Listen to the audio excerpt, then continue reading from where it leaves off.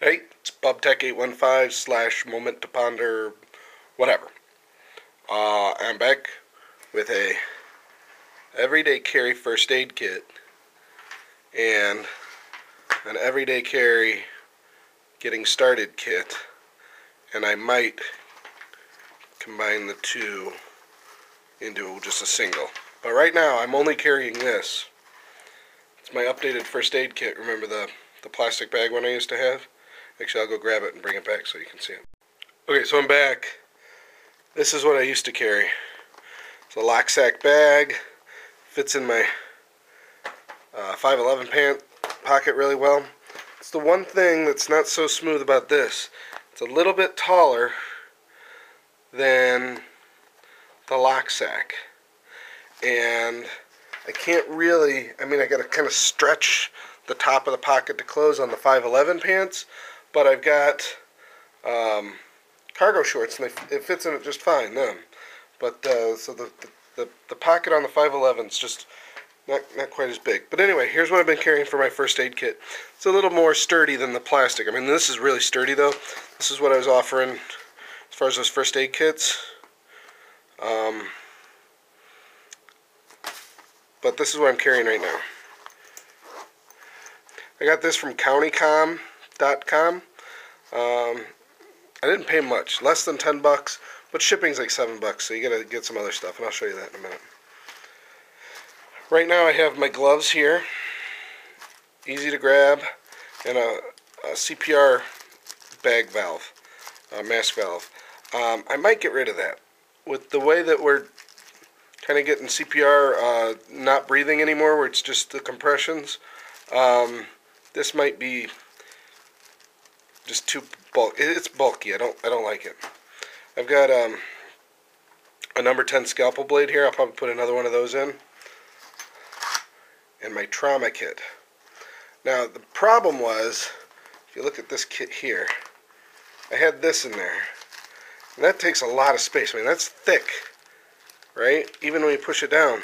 And I couldn't figure out. I had all the stuff from this kit in here, and I could barely zip it. But I took that and I vacuum sealed it with my vacuum sealer, and I've got like 3 or 4 gauze pads in here. I think 2 or 3 4x4s and 2 or 3 2x2s, and then the exact same roll of gauze that you saw here. I vacuum sealed it, and that's thin. That barely takes up any room at all. I almost forgot I had it in there, right? And then these gloves, I'm going to probably pop one of these seams along here and roll these up into a tight little roll so they fit right there. They're right there ready to go. You just pull them and you're ready to go. Ooh, I might even be able to fit them up here into this. We'll try that later. Alright. So, then what I had, when I first started out, I had all my medicines. I didn't have these little bags yet. These are just little medicine bags. Right, little pill pouch. Get like 50 or 100 of them, however many this is, for like $2 at Walmart. These are great. So I wrapped up my pills in foil, and then this is ibuprofen. I don't know if you'll be able to see that or not. It says ibuprofen anyway. And that's not the way to do things. Beano. Some Tums. That wasn't working out for me. I knew I needed to get some little baggies, so I did. So here's what I've got. They're all in a snack sack to help keep them from flying around. I guess I could just throw them in there, but then it's kind of more compartmentalized this way, right? Allegra D, 2 of them, 12-hour.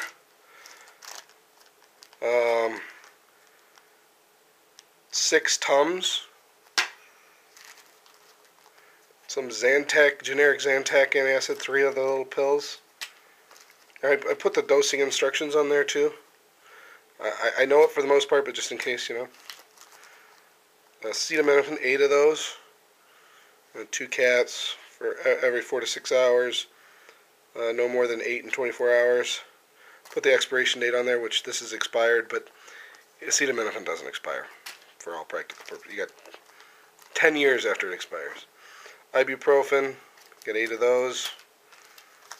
A couple of Halls, generic brand, but whatever. A couple of Gas-X, 6 of them, their little pillow pouch. Beano. Imodium AD. You'll notice, right? This. Half of it has to do with stomach. One has to do with allergy. A couple of pain relievers. Whatever, right? There's 1, 2, 3, 4, 5 items just for the stomach and bowels. You know, a headache will put you down, but the scoots or really bad gas or whatever, man, they'll just turn you over where you can't even do anything. And, you know, they're small. You know, I mean, you maybe don't have to have all this stuff, but, you know, I get the antacid. Sometimes I'll try a Tums. If that doesn't work, then I'll go to a Zantac or whatever. If I get gas, man, that'll tear you apart. Beano ahead of time is preventative measure. Gas-X, or generic form of, you know, afterwards, that can help you out quite a bit. And the scoots, man, you can even drive home if you got them. You know, headache you can drive home unless it's like super intense or something. I've never had one like that, but you get the scoots real bad, you never know when you're going to make it, you know, and I've got an hour drive on the interstate. That's no good. So, you know, what did I do? I just took the loose bottles, whatever, put them in a little pill pouch, wrote the name of the drug, how strong it is, you know, acetaminophen, 500 milligram, right from the bottle, not for kids, 2 caps, blah, blah, blah. I wrote all that on there. Boom, goes in the little sandwich sack with the rest of them. Spread them out nice, slides right in there. So what else do I have in there? You got a trauma kit, gloves, CPR mask. Probably going to get rid of that, so that makes sense. And my Band-Aid pouch, which is, okay, so in this I only have 4x4s. I was wrong. 4x4s, some non-stick pads, if I recall correctly, and the roll in the trauma. Oh, and I also, somewhere along here, along this edge, I don't know if you can see that. That makes it easier. I cut a notch out of there. I can just rip that right open. Don't cut too close. I mean, I may have even gotten too close where that vacuum will loosen it pretty soon. But between that and the knife I always carry, this will get open real quick. You don't have to worry about it. But, you know, you cut your finger, you're not going to need to open that. You only open that if there's a big problem. Here's if you cut your finger, right? I got some 2x2s, 2x2 gauze, a couple of spot Band-Aids, which the only reason I have them in there is because I had them somewhere. I don't know if I've ever used a spot Band-Aid like that. 3 smaller Band-Aids, 3 larger Band-Aids, so I guess these are mediums, and 3 tiny ones. Which I rarely use these two, but other people like them. 2 antiseptic wipes, and 4 alcohol swabs. That's it. In the first aid kit. Let's get that stuff out of the way. Get to repack that, Joy. Alright. What do I keep in this? What I was going to have one in each pocket, but it's getting kind of ridiculous at that point. I have a little light. I'll probably move this to the first aid kit. It's plenty bright, and it doesn't easily turn on. You gotta slide it. That was like $1 for County-Com. This, I don't know if I'm going to be able to do this or not. This is a little Ouija bar or something. It's a pry bar. I put the paracord on that myself, but you know, if you ever need to pry something, it's kind of cool. I don't know if I'll keep it in there on a day-to-day basis. I'm not going to use that very often. This I'm very likely to put in there because I'll use this, and I'll put probably like a Fisher Space Pen and a Sharpie and this, and then those gloves, and that'll fill out the front. But this is a neat little screwdriver